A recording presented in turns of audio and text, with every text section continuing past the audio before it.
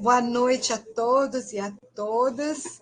Que bom estar aqui com vocês. Agradeço imensamente o aceite do professor Dr. Fábio Napoleão e da professora mestre Mayra Kelling, que aceitaram o convite que a Silvia, a nossa graduanda de pedagogia, né, que fez esse belo trabalho, e a Silvia me disse assim, olha, convido o professor Fábio, que eu gosto muito das aulas dele, eu tenho um carinho especial por ele, daí eu peguei e fui lá e, olha, o professor Fábio, recíproco, aceitou na hora, e a Mayra a gente convidou também, a Silvia está conhecendo agora, né?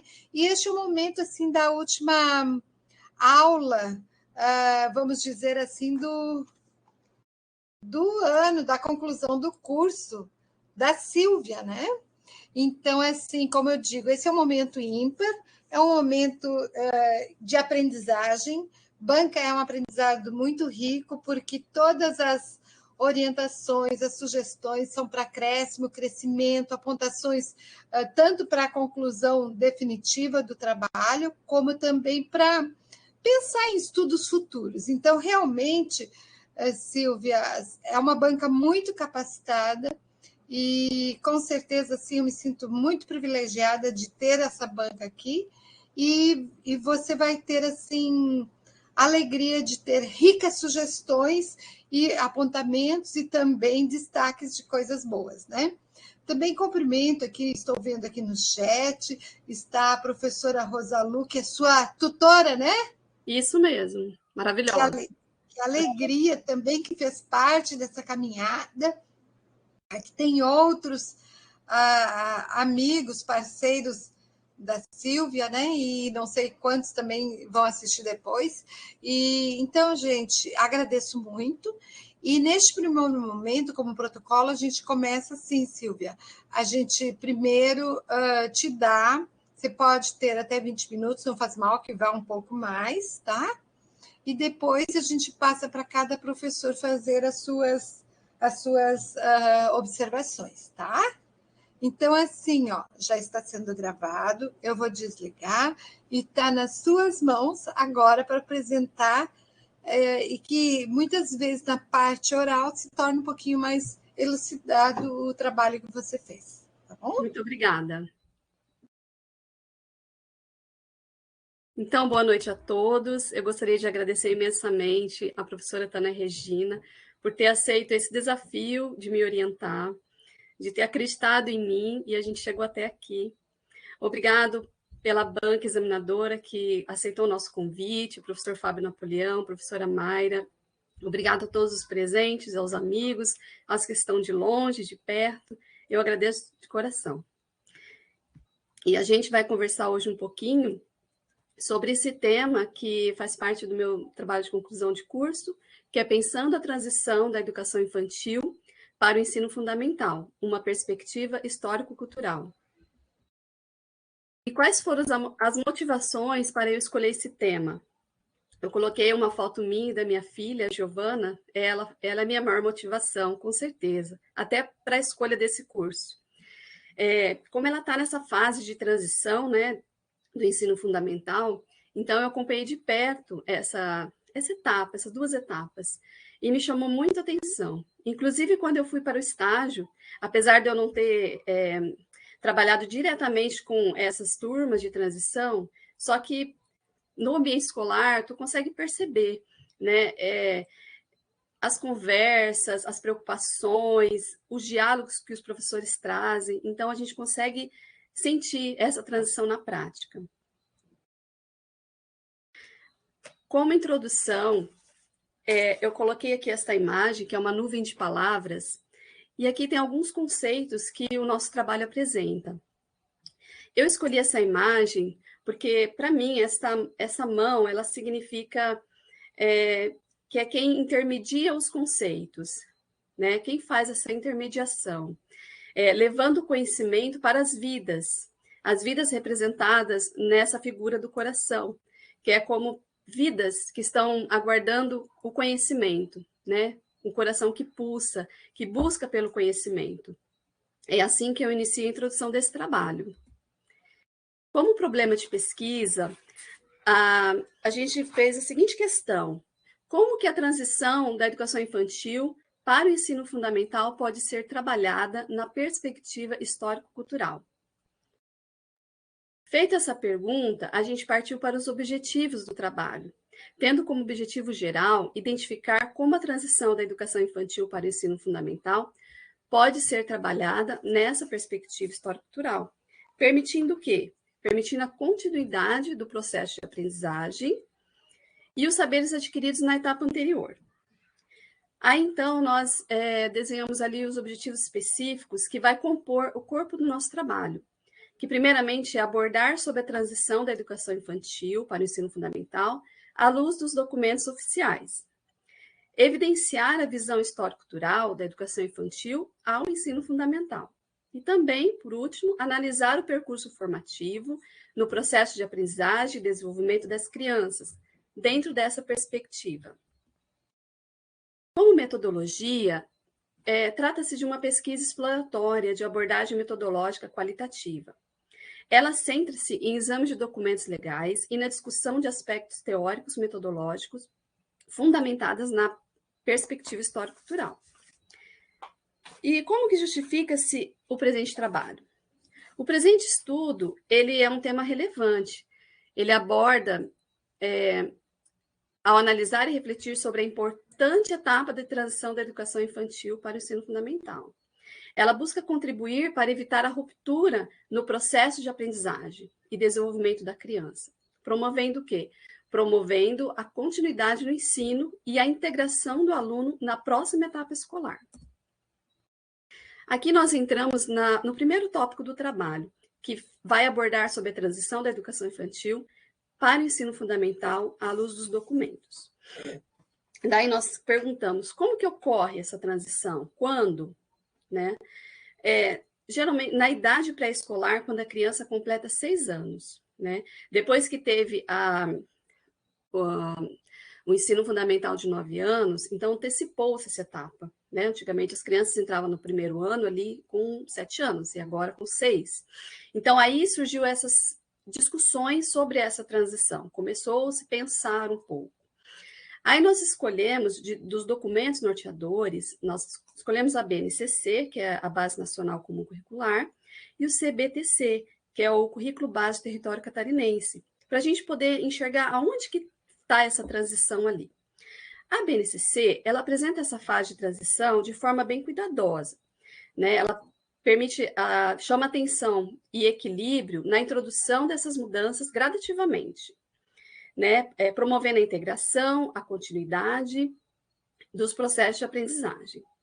E também ela traz estratégias de acolhimento e adaptação. Já o CBTC, ele também tem essa importância da continuidade no processo formativo da criança. Porém, nós observamos que os dois documentos, eles abordam de forma bem sucinta, um tópico com 4, 5 parágrafos. Então, a gente vê ali um tema tão relevante e é um pouco não tão explorado, talvez, né? Até durante o decurso acadêmico, eu não lembro, não tenho essa lembrança de ter abordado esse assunto. Então, cabe aqui algumas questões, né? Como se dá esse processo? Quais as estratégias pedagógicas que possibilitam essa continuidade? Daí a BNCC, ela pontua a importância dos professores nesta fase de transição. A importância desse diálogo entre os professores que vão promover essa transição, né? Através do quê? De relatórios, portfólios, registros, que evidenciam essa etapa, esse processo vivido pelas crianças. Só que também, por outro lado, o professor que está recebendo essas crianças também tem que ter esse interesse, essa curiosidade de saber. E todos ali têm que estar envolvidos, tanto gestão quanto Secretaria de Educação, neste processo, para que realmente, de fato, essa troca de informações aconteça. Quando nós olhamos para a BNCC, nós vemos claramente ali, bem definido, quais são os eixos estruturantes da educação infantil, que seria as interações e as brincadeiras. E no ensino fundamental, o foco já é a alfabetização. Se nós não... O documento, ele traz isso bem distinto. E se a gente não tiver esse cuidado, a gente acaba separando como se fossem caixinhas, né? Aqui é educação infantil, aqui é ensino fundamental. Isso na prática ocorre muito, porque a impressão que dá é que a criança, na educação infantil, passou ali para o ensino fundamental, ela cresceu, né? Ela saiu de criança para aluno. Então, a gente tem que ter esse cuidado nesse processo, para que não ocorra uma ruptura nessas etapas. Então, é necessário, a BNCC também traz que é necessário adaptar os espaços escolares, fazer os ritos de passagem, que seria o quê? Seria celebrações, uma formatura, alguma coisa que simbolizasse, que a criança conseguisse internalizar que ela está passando por uma nova etapa. Não é que ela vai esquecer aquilo que ela aprendeu, mas ela vai dar continuidade, né? Esse é o objetivo. E, principalmente, valorizar a ludicidade, né? A gente também, quando a gente está ali em estágio, a gente percebe que a ludicidade, ela, às vezes, se perde um pouco, porque a cobrança é tanta, quando no ensino fundamental a criança aprender a ler e escrever até o 2º ano, que, às vezes, o professor não tem tempo. Só que é importante essa ludicidade, esse acolhimento também. Para o próximo tópico, a gente já vai abordar um pouquinho da visão histórico-cultural na educação infantil para o ensino fundamental. Porque, analisando os documentos oficiais, nós percebemos que a teoria histórico-cultural está muito presente. Às vezes, não de forma tão explícita, mas quando você começa a ler, começa a lembrar, a gente consegue conectar. Né? A teoria histórico-cultural foi formulada a partir dos trabalhos do psicólogo russo Lev Vygotsky. Ele demonstrou com suas experimentações que o conhecimento é socialmente construído pelas e nas relações sociais. Então, as aprendizagens elas ocorrem nas relações sociais e vão se desenvolvendo nas interações. E com a intermediação, o homem se torna um sujeito histórico. A sua teoria ela está impressa nos documentos que norteiam a educação e perpassa as etapas de transição. Por isso a importância do professor estar atento a essas teorias que o documento apresenta. E também uma coisa que ele aborda bastante é o brincar, né? A importância do brincar. Não o brincar pelo brincar, simplesmente para passar o tempo, mas o brincar para aprender, com intencionalidade. Como um exemplo aqui, a professora da educação infantil vai... Uma atividade ali, uma amarelinha, por exemplo, né? Uma brincadeira ali, mas não é só um passatempo. Aquela amarelinha você pode trabalhar a lateralidade, trabalhar o cognitivo, trabalhar o equilíbrio, trabalhar até a própria matemática. Então, tem vários jogos, brincadeiras que o professor pode utilizar com intencionalidade dentro da brincadeira. Então, é isso que Vygotsky traz quando ele fala sobre o brincar. Né? Porque é nas interações e nas brincadeiras, elas são como ferramentas de apoio à transição entre essas etapas. Para o último capítulo, a gente abordou sobre o processo de aprendizagem e desenvolvimento das crianças dentro da perspectiva histórico-cultural. O ensino e a aprendizagem, elas são indissociáveis, né? Pois elas ocorrem de forma contínua e permanente. Por isso, os conhecimentos são construídos ao longo da história. Não necessariamente o aprendizado ocorre dentro do ambiente escolar, né? A gente aprende com a família, com os amigos, a gente aprende a todo momento, com algumas ferramentas, internet, né? Então, essas ferramentas, esses atores, eles são agentes transformadores, né? A nossa família, nossos amigos, os cuidadores, os professores, eles são agentes transformadores também. E para Vygotsky, nascemos com funções psicológicas superiores elementares. E com o contato com a cultura, com a presença do outro e do meio, elas se transformam. Daí eu apresento aqui as zonas de desenvolvimento que esse autor aborda. A zona de desenvolvimento real é quando a pessoa resolve o problema de forma individual. Depois, existe entre essas etapas a zona de desenvolvimento proximal, que são as capacidades que estão em desenvolvimento, né? Ela é um ciclo, ela é constante, ali nunca para, sempre está acontecendo algo. E, por fim, a zona de desenvolvimento potencial, que é quando se resolve o problema com a ajuda do outro. No trabalho, eu trouxe um exemplo bem prático, vou lembrá-los aqui. É como se você fosse fazer um bolo, né? Um bolo de laranja, né? Bem saboroso. Então você faz um lindo bolo, simples, né? Você está ali na bancada com seu colega e ele também tem a missão de fazer um bolo, mesmo bolo. Só que ele consegue fazer um bolo recheado, decorado. Aí tu olha, tem até vergonha, né? Mostrar o seu bolinho simples ali. Mas daí você se interessa e consegue e começa a conversar, dialogar, trocar ideias. Ah, como que você faz? Quais são os ingredientes? A pessoa te dá dicas, aí você vai aprimorando aquela técnica, vai observando as texturas e de repente você consegue fazer um bolo recheado, decorado, bonito como aquele ou até mais. Então, nesse simples processo, essas fases estão ocorrendo. Assim é na escola, né? Quando a criança ali aprende a letra, depois ela vai juntando as sílabas, a palavra, aí vem as frases, de repente ela está lendo, contando a história. Então, toda essa dinâmica ocorre dentro dessas zonas de desenvolvimento. E, por fim, eu deixo aqui as nossas considerações. E eu quero dizer que a vida ela é feita de transições, né? Nós percebemos a importância desse processo ao longo da nossa vida. E aqui, nesse trabalho, o que mais marcou para mim é o acolhimento, a mediação, um ambiente propício. Então, tudo isso conta na hora de você fazer essa transição, você acompanhar esse processo.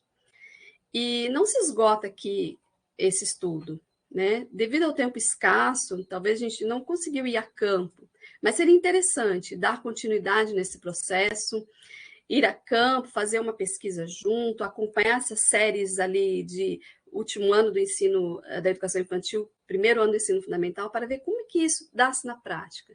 Qual a colaboração que a gente pode ter mediante, né, esse a fazer? Então, eu deixo aqui como sugestão futuros trabalhos para essa temática. Eu agradeço imensamente a todos aqui presentes. Muito obrigada.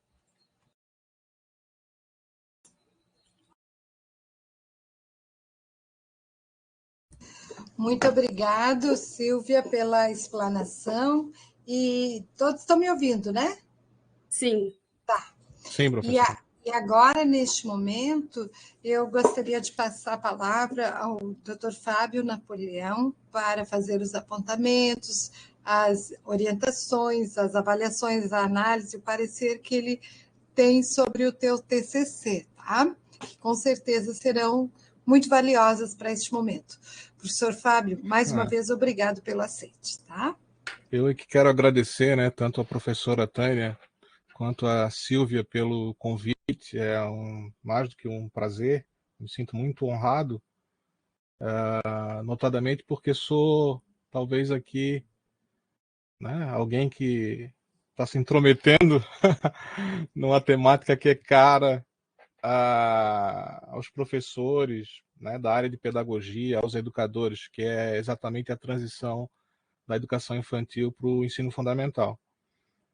Deveria ser um tema igualmente caro para os gestores, e aí uma discussão que talvez eu aprofunde um pouco mais adiante. E a Mayra também, né? Maíra ou Mayra? Mayra. Mayra. Mayra. Mayra. Então, um enorme prazer estar aqui contigo, viu? Prazer também, Fábio. Por certo, vai ser um momento de muito aprendizado. E a todos que estão, né, online, virtualmente, assistindo a apresentação da Silvia. Primeiramente, foi um trabalho extremamente simples de ler, de compreender os anseios de pesquisa e, por conseguinte, os bons resultados alcançados pela Silvia. ela tem a exata dimensão do que é um TCC. Isso não se apresenta em igual magnitude para todos os estudantes, seja de pedagogia ou outras áreas, ao tempo que também é um espaço esse de finalização né, de um contexto dos mais importantes de formação, de um curso, um momento também de aprender a fazer TCC. Então tem aqueles que conseguem nesse contexto aprender, tem aqueles que precisam de mais tempo para maturar a feitura de um TCC sob o ponto de vista metodológico e todos os seus recortes, e também no âmbito teórico, que não é nada simples, e dando conta de responder a uma indagação de pesquisa, né, uma escolha temática, e no caso aqui ela é bem complexa, multifacetada a sua explicação. E há então aqueles alunos que têm isso talvez incorporado enquanto ferramenta e facilidade em termos de vida acadêmica. Eu acho que a Silvia se inscreve no rol desse tipo de estudante, que eu acho que ela é bem jovem, pelo menos é o que evidencia, né, aqui a sua face. E então é uma precoce. Por que digo uma precoce? Porque tem muitos professores que não sabem utilizar o método científico e, por conseguinte, não ensinam os seus estudantes. E com isso cabe a gente dividir uma certa culpabilidade às ausências dos estudantes em relação ao que nós fazemos em termos de ciência, ou em termos do uso da metodologia científica, ou dar cientificidade aos nossos trabalhos, articular os saberes aí numa perspectiva do Boaventura de Souza Santos.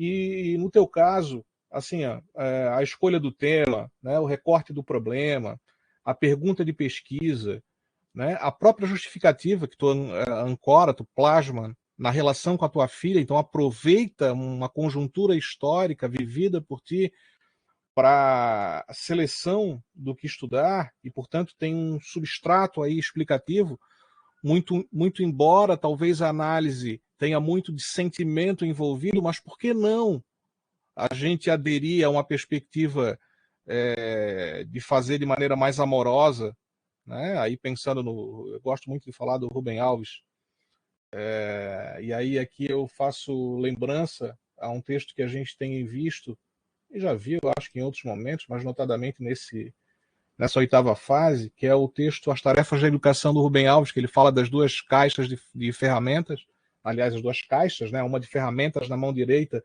que diz respeito à destreza e o trabalho, e uma caixa de ferramentas outra, né, na mão esquerda, logo, né, a mão do coração, que diz respeito à caixa de brinquedos, e questiona o papel da escola. E é muito curioso, porque ele não se desfaz da caixa de ferramentas, e inclusive evidencia a ciência como fundamental, né, no sentido de ser aquela que demonstra como são criadas as ferramentas. Então é importante que a gente entenda a ciência e não faça simplesmente uso das ferramentas sem saber como elas surgiram, porque sabendo como elas surgiram a gente pode criar ferramentas. Mas ele fala na questão da poesia, ele fala na questão da brincadeira, ele fala como elementos que trazem felicidade, e afinal o papel da escola é esse. E quando tu faz a seleção, é uma seleção, diria, amorosa, e portanto o êxito está posto, né, de antemão. Tá? Eu já falei aqui da relevância temática, realmente é algo que a pedagogia precisa aprofundar com mais carinho os estudos, muito embora a gente tenha que evidenciar que esses estudos de transição não são estudos recentes. Eu me lembro muito bem, passei por essa fase, pelo menos os relatos da mãe, que não foi simples, mas eu me lembro que a primeira série, eu venho de uma família humilde, e a primeira série eu fiz no Alferes Tiradentes, que era uma escola de classe média, aqui de Florianópolis. E para mim foi uma ruptura muito grande das vivências de um jardim, na época o jardim Gente Inocente, pré-escola e tal, e aí vou para a primeira série, né, do antigo primeiro grau, e eu não consigo assistir aula. Eu tento fugir da sala. Eu pulo janela, gente. A minha mãe teve que assistir aula ao meu lado. Então eu sei a exata dimensão dessa transição na prática, porque eu tenho lembrança desses momentos. É curioso isso. E qual o significado disso? de que essa transição, para mim, pode ter refletido, do ponto de vista da alfabetização, muitas perdas. Então, é um tema que é caro e não é um tema atual, é um tema de longa data, que as nossas legislações, aqui tem evidenciado algumas delas, têm dado conta das discussões. Né? Se a contento ou não, do ponto de vista legal, de alguma maneira isso está posto aqui, com uma criticidade no TCC.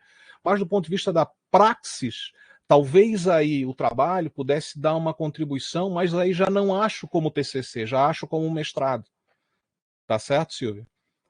E tu, inteligentemente, por ter domínio de aspectos metodológicos, tu dá conta do teu recorte, tu diz ao final, faltou para agregar valor a tudo que eu esbocei,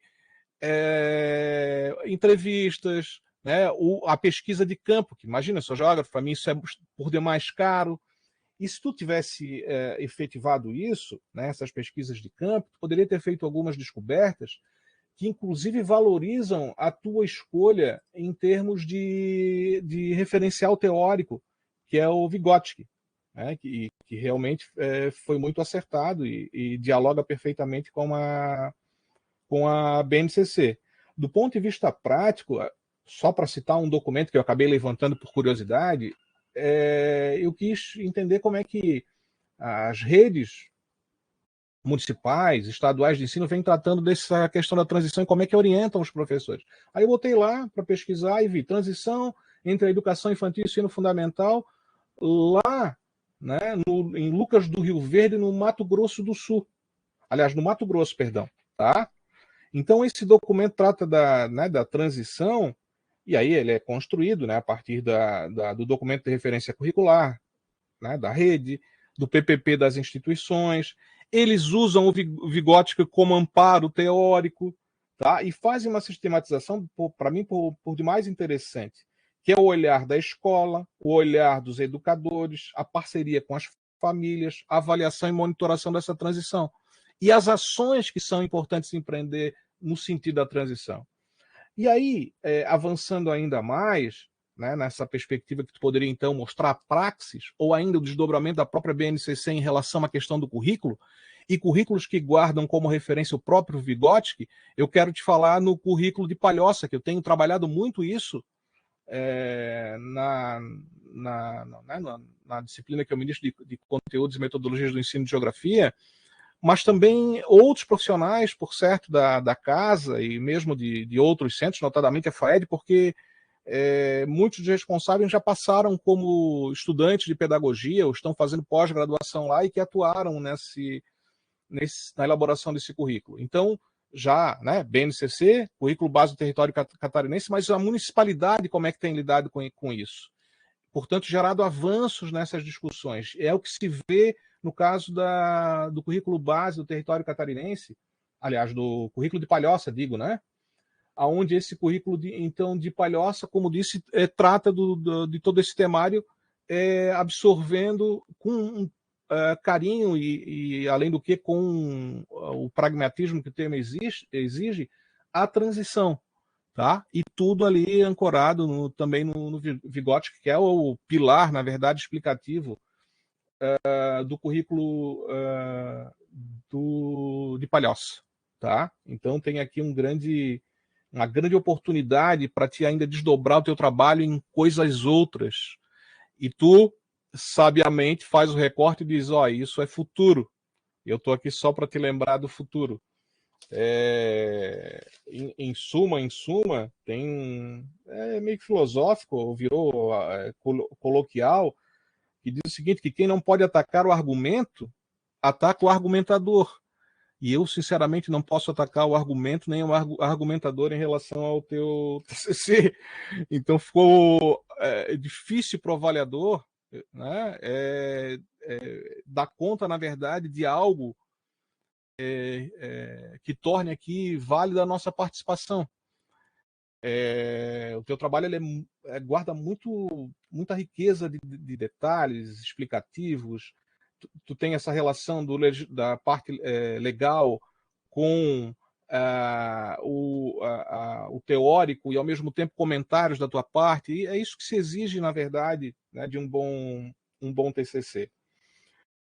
Deixa eu ver aqui um pouco das minhas anotações. Eu acho que tu poderia explorar algumas outras questões que me causam aqui inquietação, tá certo? Que é, por exemplo, o PNAE, né? Que é o Pacto Nacional para a Alfabetização da Idade Certa, que é uma criação de 2012 e portanto, seria oportuno tu estar tratando disso. Por quê? Porque o PNAE, ele estabelece aí eixos principais de ação que envolve a formação continuada, então, dos professores alfabetizadores, né, os materiais didáticos e pedagógicos, avaliações, né, gestão e controle social. Então, seria interessante, na verdade, isso até nesse trabalho, pelo menos citar, referendar o PNAE, tá?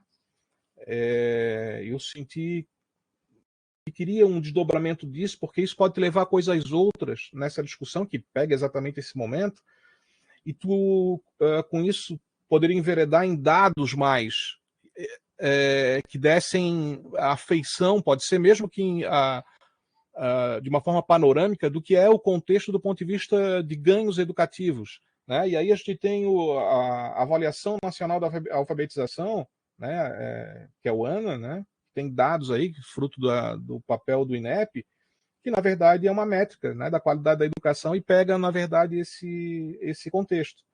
E aí a gente começa a fazer mil relações, porque vai do PNAE ao PNLD. E isso vai se estendendo para outras coisas enquanto desdobramentos que talvez fossem interessantes para a tua abordagem.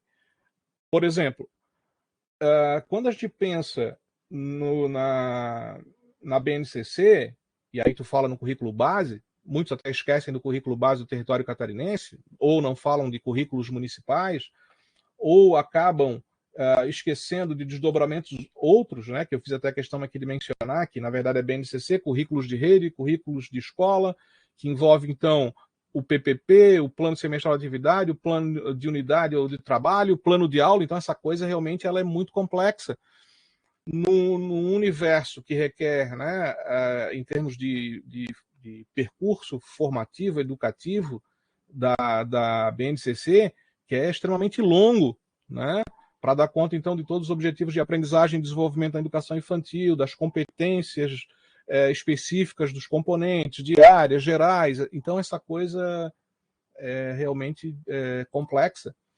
Mas tu chegaria, então, a aprofundar talvez um pouco mais as discussões sobre o PNE e, consequentemente, tá, sobre o Sistema Nacional de Educação. Essa discussão sobre o Sistema Nacional de Educação, que é algo que, ao meu ver, já deveria ter sido implantado, enquanto previsão até 2016 no PNE, de 2014, é isso? É um mero projeto de lei aprovado no Senado e foi para a Câmara e está lá empacado. E, enquanto isso, a gente tem uma BNCC aprovada. E eu não estou falando de sistema de educação, eu estou falando de Sistema Nacional de Educação. E quando eu falo de Sistema Nacional de Educação, em outras palavras, eu estou dando conta das faltas que a ausência de um Sistema Nacional de Educação podem se apresentar em relação à escola, em relação a recursos, né, disponíveis, às vezes chegando a escolas que têm melhores condições de ensino do que aquelas que têm menos, a sobreposição, às vezes, de programas, né, que já são feitos no município, mas igualmente se apresentam no cenário federal. Tá? Então, isso ataca, né, aspectos que são relevantes e que o Sistema Nacional de Educação daria conta, que são as decisões pactuadas, efetivamente. Então, tem a participação das instâncias, né, do municipal, estadual e federal, sabedores do que fazer.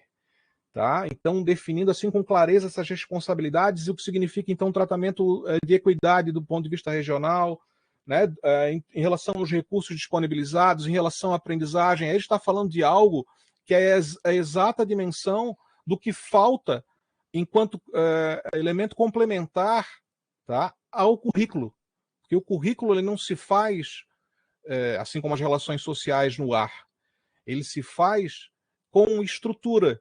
E aí vai desde o salário do professor, mas para além disso, né? Vai de incentivos à formação continuada, vai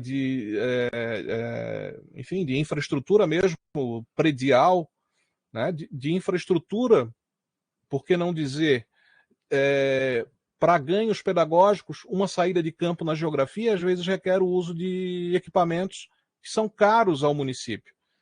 Mas são importantes. Eu não vou falar da merenda escolar, porque senão a gente vai entrar em pânico aqui.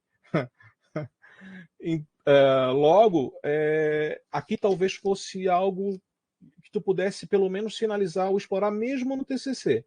Tá?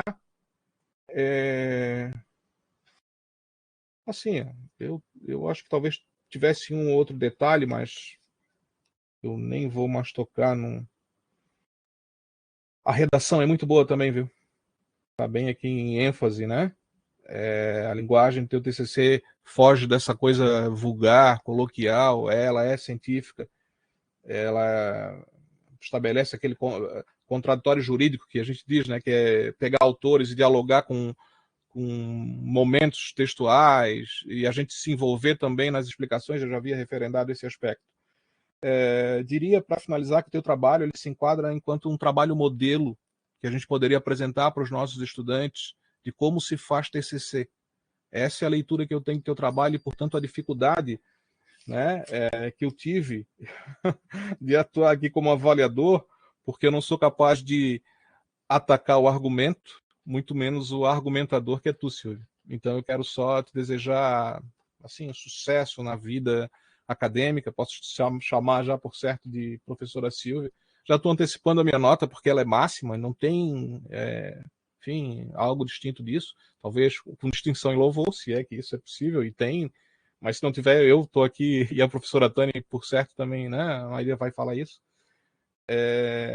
Realmente me deixa feliz. Me deixa feliz no final do semestre, que é duro para vocês, sobretudo, porque encerra todo um ciclo, mas é duro também para a gente, né? Os professores. A professora Tânia, que vivencia a condição daquela que é a professora, mas também é gestora no momento, então e sem falar na vida pessoal, e as coisas que a gente gostaria de estudar e aprender, e que ela não tem tempo, às vezes, por conta de vários dos nossos afazeres. Mas eu tenho certeza que o teu trabalho ele acaba por mitigar o nosso sofrimento. Então eu estou falando de felicidade. A gente é feliz com o teu trabalho, viu? É isso. Parabéns.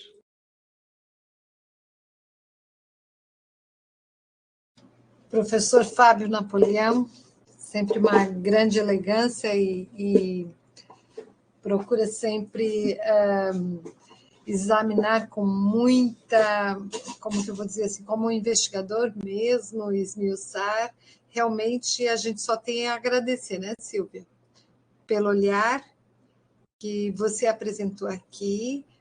Todos nós crescemos, aprendemos bastante e com certeza tanto as palavras de ânimo quanto os apontamentos, né, Silvia, a gente pode estar acrescentando. Professora Mayra, agora gostaríamos de ouvir a sua análise, o seu parecer, tá? Que para nós é uma honra também estar aqui conosco. A professora Mayra, ela tem muito domínio dessa área. Ela também atua junto à Secretaria de Itapema, Secretaria Municipal de Itapema, e também é professora aqui do Centro de Educação à Distância. Então, professora Mayra, por favor, com você a palavra. Obrigada, Tânia. Obrigada pelo convite, Silvia. Obrigada pela exposição, professor Fábio, que certamente enriquece, né, o nosso trabalho também, juntamente com o da Silvia. A gente que vivencia a sala de aula, né, é bastante complicado visualizar isso na prática. Eu acho que um pouco na apresentação a Silvia trouxe isso, né, bastante claro, do quanto é difícil colocar em prática aquilo que a gente vê nos nossos teóricos na relação teoria e prática, não é? Mas Eu queria só reforçar, eu não vou fazer uma explanação tão esbelta assim como o professor Fábio fez, né? Porque eu acho que aí eu iria, talvez, não conseguir chegar a tanto, mas eu gostaria de acrescentar que a educação infantil, nessa transição, ela deveria adentrar mais o ensino fundamental, né? A gente que trabalha... Eu sou professora, né, fui professora de sala de aula por 15 anos, 16 anos de primeira série, de primeiro ano, segundo ano, né, na fase de alfabetização, e me foi muito caro lidar com essa ausência de prática que pudesse levantar melhor essas questões da ludicidade, né? A gente vai aprendendo na carne, no dia a dia, como se fazer isso, né? E quando a gente se percebe que a educação infantil ela tem condições de adentrar o ensino fundamental e o ensino fundamental tem condições de buscar lá na educação infantil o que deveria se... Não o que falta, mas o que deveria complementar, eu acho que fica muito mais tranquilo. Eu acho que aquele desenho que você colocou representa bem, se você puder colocar na tela, né? Certamente é um desenho que você puxou lá no Google, né?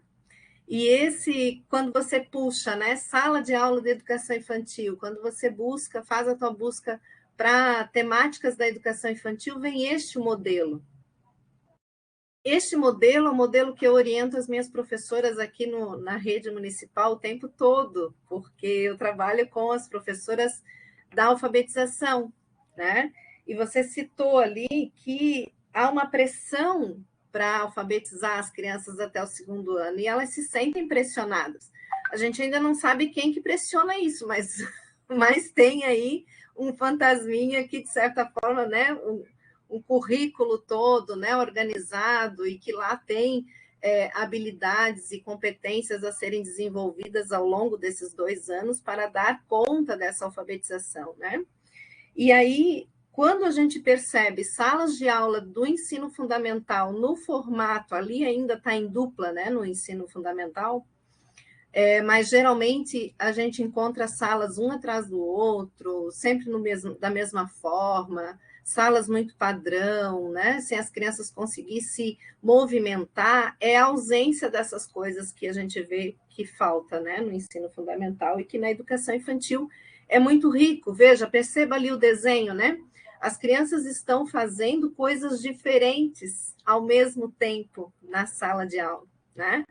Certamente pela mesma temática, talvez, mas uns estão pesquisando lá com o globo, outros fazendo desenho, a representação, outros representando de forma mais utilizando material concreto, outra fazendo leitura. Então, pode ser tudo sobre a mesma temática, né? Uma temática até, de repente, da área da geografia, né, professor? Que uma educação infantil ou ensino fundamental precisa muito ir para fora da sala de aula para conseguir demonstrar ou vivenciar esse espaço que para muitas das nossas crianças se resume apenas à sala de aula, à escola e à casa, né? Às vezes a rotina ali muito próxima, nós temos crianças que nunca visitaram um zoológico, e a oportunidade de fazer isso é na escola, né? E quando a gente não proporciona, a escola está se omitindo dessa tarefa, digamos, né? Então, esse teu desenho, essa tua representação, né, para mostrar essa transição da educação infantil foi muito providencial. Acho que você foi muito feliz nessa exposição. Eu gosto muito da representação do desenho, não é? Acho que ele representa muito e precisamos melhorar muito nesse sentido. Tenho orientado bastante os meus professores, porque eu trabalho com formação de professores aqui no nosso município. É uma continuidade, de certa forma, do PENAIC, professor Fábio. Eu fui uma das formadoras no estado da formação do PENAIC, coordenada pela UFSC, de 2012 a 2017. E quero dizer que a educação infantil foi contemplada de 2016 e 2017, se eu não me engano, né, a formação, e teve apenas 1 ano apenas, né? Foi muito triste a formação ter acabado, de certa forma, né, não ter dado continuidade, mas o material está aí disponível em sites, né, disponível na rede, e tranquilamente fácil acesso a fazer leituras, a contemplar formações continuadas nas grandes redes, né, ou nas redes da própria escola, muitas vezes, né, porque a hora atividade está aí, é para isso, não é? Para o professor poder também fazer a sua autoformação e tudo mais, né? Então, políticas públicas, né, envolvidas para a educação, como o Plano Nacional do Livro Didático, que o senhor falou, né, ou a própria literatura infantil também, com bastante ênfase nesses últimos anos, e a formação continuada, é um alicerce muito interessante. Eu acho que também sigo na mesma linha da orientação do professor Dr. Fábio, que pode certamente elucidar um pouco mais esse teu trabalho, ou então, ao menos, direcionar para o que tu pretende em trabalho futuro, como você colocou, né? Acho que é muito importante. E a ludicidade, ela precisa estar constante, inclusive, nos nossos trabalhos enquanto adultos, né? Quem é que não gosta, né, de aprender brincando, e esse conceito aprender brincando ainda é muito difícil de compreensão, né, na hora de se colocar na prática. Então, eu acho que vale a pena, sim, é uma temática bem relevante, né, e importante para ser discutida com os nossos professores, né. Eu acho que seria isso. Eu agradeço novamente o convite, acho muito pertinente essas conversas, e fico à disposição para qualquer outra investigação ou pergunta, enfim. Muito obrigado, professora Mayra, muito obrigado, Silvia. Eu vou fazer o seguinte, agora eu vou parar de gravar, organizei um grupo ali entre a professora Mayra e o professor Fábio para a gente fazer a avaliação. Nós todos vamos fechar o microfone, não precisamos sair da sala, tá, professor? Professora? Sim, não sair da sala. Só me permite um adendo, né? Primeiro, quero elogiar aqui, porque, professora Mayra, eu sou um teórico. O que acontece é que a professora viveu tudo que eu falei. Isso. E que, portanto, tem muito mais subsídio para tratar dessas questões do que o teórico. E é uma riqueza a sua presença aqui. Eu quero também ressalvar, a gente está gravando isso, e mais ainda, sabedor de que a professora está conosco na jornada, nos ensinando sobre esses temas. Isso. Realmente o trabalho da Silvia suscita tanta coisa que a gente já fez, outras que a gente pode fazer, relações que a gente pode estabelecer.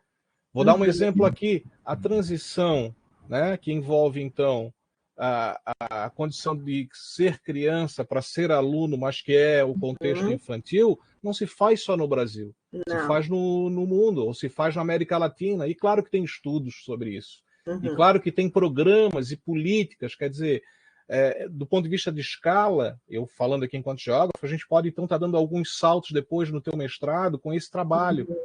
E sem falar na própria discussão que envolve a alfabetização, porque eu aqui, citando a Helena Calai, que é uma geógrafa que trata do ensino de geografia, e eu trabalho um pouco isso, né, que a alfabetização, né, em relação ao letramento, em relação à matemática, não antecede a leitura de mundo, ou a alfabetização em relação à cartografia ou à geografia. É algo que acontece de maneira concomitante.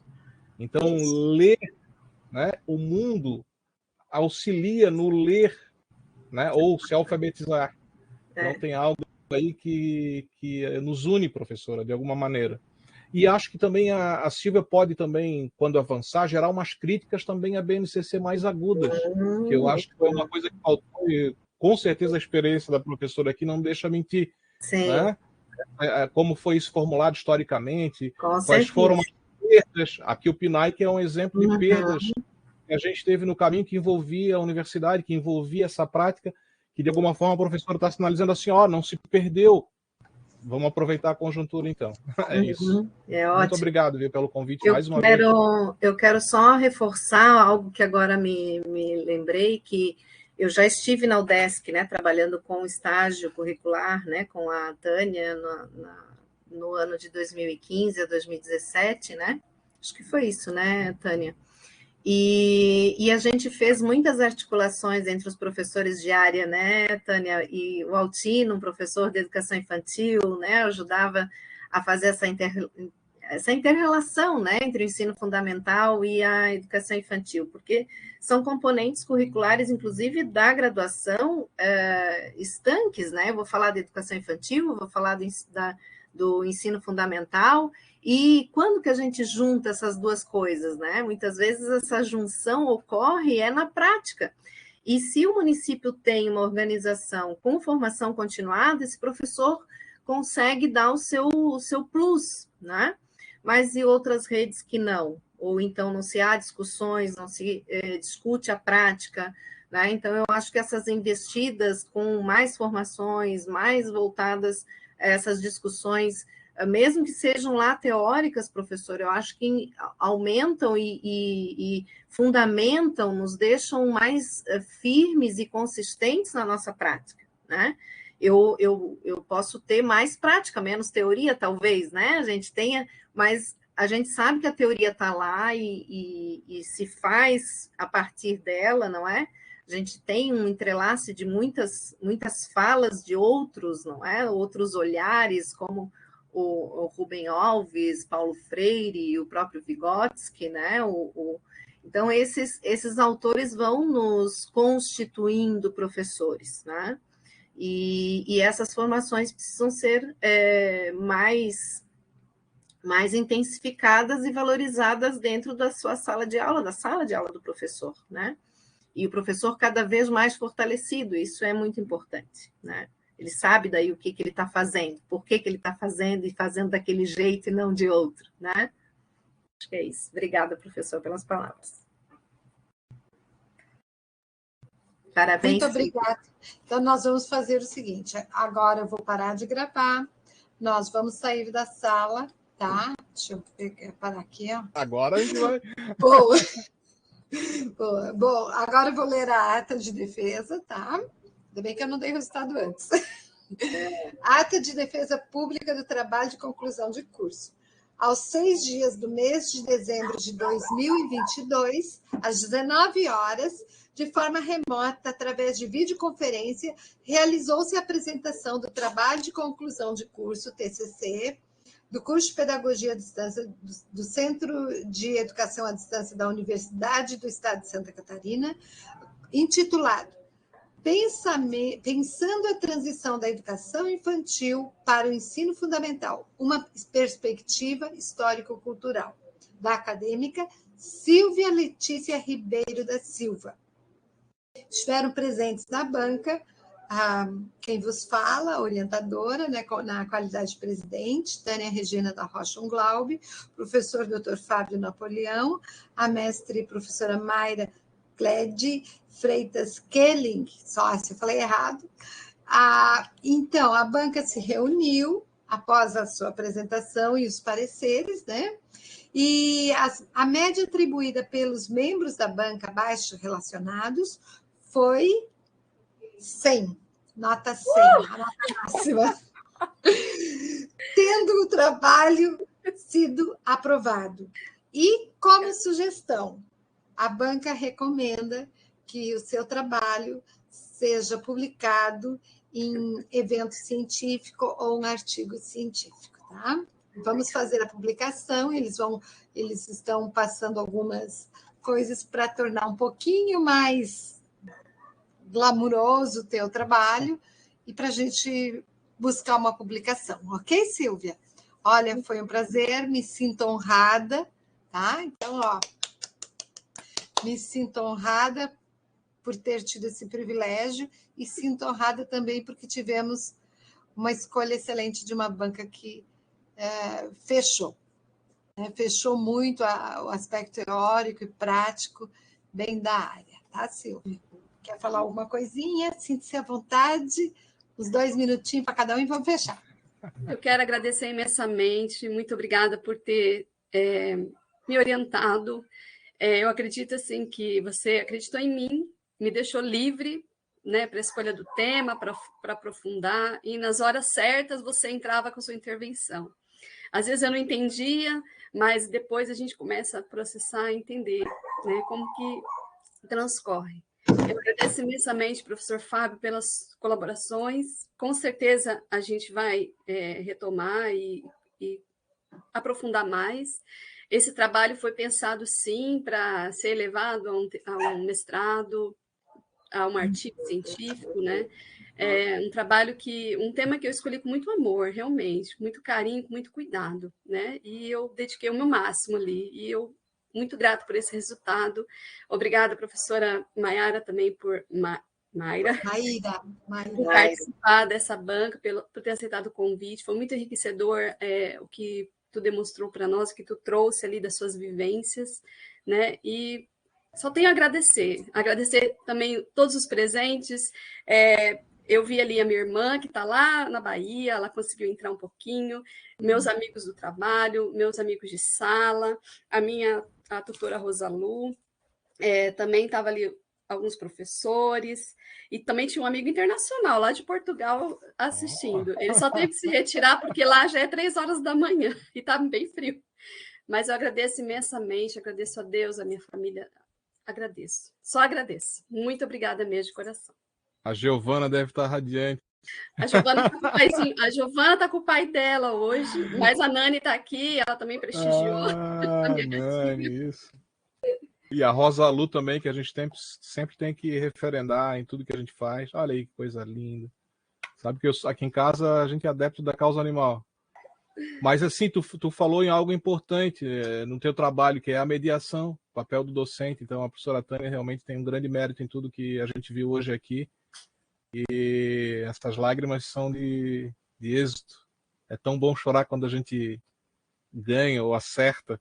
Claro que o chorar por tristeza nos traz ganhos em termos de experiência e de vida, mas o chorar, assim, esse chorar, né, repleto de êxito, diante de tudo que foi o trabalho e o que ele pode ser ainda, porque aqui é um rito de passagem, um desdobramento para algo maior. É como a banca mesmo indicou, né, uma publicação, uma participação em evento, desdobrar no mestrado, que tem muito potencial. Parabéns. Né? Eu tenho certeza que, para além de uma boa pedagoga, tu também é uma boa mãe, né? Uma mulher brasileira realmente, na real acepção da palavra, que vai mudar a ordem das coisas. A gente está carente, precisa por demais de vocês, mulheres aqui, né? As mulheres, como sempre, fazendo a diferença. Muito legal. Uma honra, viu?